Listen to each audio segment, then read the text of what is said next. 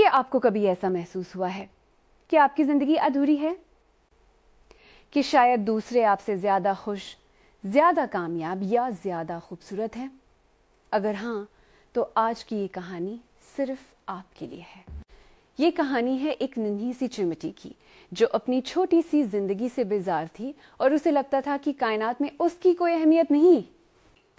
ایک شام وہ چمٹی اداس بیٹھی رو رہی تھی کہ ایک بوڑھا فقیر وہاں سے گزرا۔ اس نے پوچھا، ننھی چمٹی، تم کیوں رو رہی ہو؟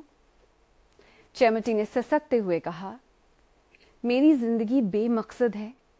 میں اتنی چھوٹی ہوں کہ کوئی مجھے دیکھتا تک نہیں، کاش میں کچھ اور ہوتی۔ فقیر نے مسکرا کر کہا، میں تمہیں وہ بنا سکتا ہوں جو تم چاہتی ہو، لیکن پہلے تمہیں ان جانوروں سے ملنا ہوگا جن جیسا تم بننا چاہتی ہو۔ چونٹی سب سے پہلے تتلی کے پاس گئی، اس کے رنگوں پر رشک کرتے ہوئے بولی، تم کتنی خوش قسمت ہو۔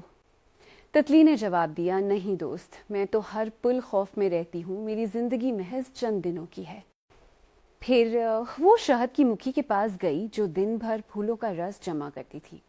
مکھی نے افسوس سے کہا، لوگ میری ساری محنت کا شہد چوری کر لیتے ہیں، میری اپنی کوئی کمائی نہیں۔ چیونٹی خرگوش کے پاس پہنچی جو اچھل کود رہا تھا، مگر خرگوش نے بتایا، میں تو ایک لمحہ سکون سے نہیں بیٹھ سکتا، ہر وقت شکاری کا ڈر لگا رہتا ہے۔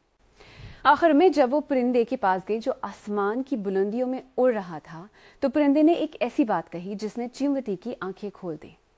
پرندے نے کہا، آئی چیونٹی، میں نے ساری دنیا دیکھی ہے، ہر کسی کے اپنے دکھ ہیں، لیکن سچ تو یہ ہے کہ ہم سب تمہاری زندگی پر رشک کرتے ہیں، کیونکہ تم اپنی چھوٹی سی دنیا میں سب سے زیادہ پرسکون اور محفوظ ہو۔ چیونٹی دوڑتی ہوئی فقیر کے پاس واپس آئی اور کہا، مجھے کچھ نہیں بننا، میں جیسی ہوں ویسی ہی بہترین ہوں۔ دوستو، یاد رکھیں، خوشی باہر کے حالات میں نہیں، آپ کے اپنے دل کے اطمینان میں ہے۔ ہم دوسروں کی چمک دمک دیکھ کر رشک کرتے ہیں، مگر ہم نہیں جانتے کہ وہ اندر سے کن طوفانوں سے لڑ رہے ہیں۔ آج آپ کے پاس جو کچھ ہے، جو زندگی آپ جی رہے ہیں، وہ اس دنیا میں کروڑوں لوگوں کا خواب ہے۔ اپنی قدر کریں، مسکرائیں اور شکر گزاری کے ساتھ جینا سیکھیں، کیونکہ آپ کا ہونا ہی آپ کی سب سے بڑی کامیابی ہے۔ شکریہ۔